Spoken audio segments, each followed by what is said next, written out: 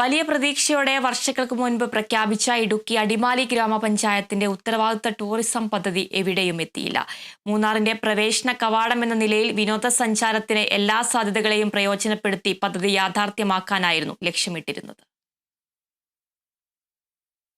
മൂന്നാറിന്റെ പ്രവേശന കവാടമെന്ന നിലയിൽ അടിമാലിയുടെ ഭൂപ്രകൃതിയും വെള്ളച്ചാട്ടങ്ങളും വ്യൂ പോയിന്റുകളുമൊക്കെ പ്രയോജനപ്പെടുത്തി ഉത്തരവാദിത്ത ടൂറിസം പദ്ധതി യാഥാർത്ഥ്യമാക്കാനായിരുന്നു ലക്ഷ്യമിട്ടിരുന്നത്.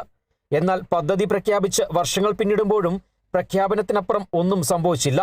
പഞ്ചായത്തിന്റെ ഉൾപ്രദേശങ്ങളെയാകെ കൂട്ടിയോജിപ്പിച്ച് സഞ്ചാരികൾക്ക് ട്രെക്കിങ്ങിനും താമസത്തിനും സൗകര്യമൊരുക്കി വരുമാനം കണ്ടെത്തുകയായിരുന്നു പദ്ധതി കൊണ്ട് ലക്ഷ്യമിട്ടിരുന്നത്.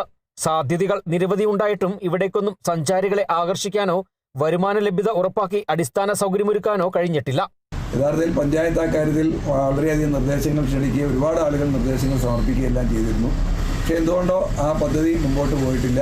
ഇനിയെങ്കിലും അത്തരം നിർദ്ദേശിക്കപ്പെട്ട പദ്ധതികളിൽ ഏതെങ്കിലുമൊക്കെ തുടങ്ങാൻ ഗ്ലാസ് ബ്രിഡ്ജിൻ്റെ കാര്യമൊക്കെ പറഞ്ഞു കേട്ടതാണ് വാളറയിൽ. പക്ഷേ ഒന്നും നടപ്പാക്കാൻ കഴിയുന്നില്ല. അതിൻ്റെ തടസ്സങ്ങൾ എന്താണെന്നുള്ളത് മാറ്റാൻ ഗവൺമെൻറ് ആണെങ്കിൽ ഗവൺമെൻറ്, വനം വകുപ്പാണെങ്കിൽ അവിടെ പൊതുമരാമത്തിലും അതുപോലെ തന്നെ മറ്റ് റവന്യൂ വകുപ്പിലും എല്ലാം ബന്ധപ്പെട്ടുകൊണ്ട് ഈ പദ്ധതി ഉടനടി നടപ്പിലാക്കണം.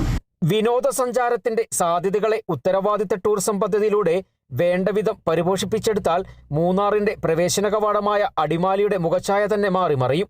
ഈ സാധ്യതകൾ മുമ്പിൽ കണ്ട് സ്വകാര്യ മേഖലയിൽ നിക്ഷേപങ്ങളും പദ്ധതികളുമായി സംരംഭകർ മുമ്പോട്ടെത്തുന്നുണ്ട്.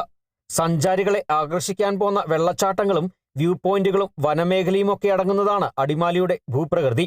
ഈ സാധ്യതകളെ വേണ്ടവിധം പ്രയോജനപ്പെടുത്തണമെന്നാണ് ആവശ്യം. Kerala vision news, Idukki.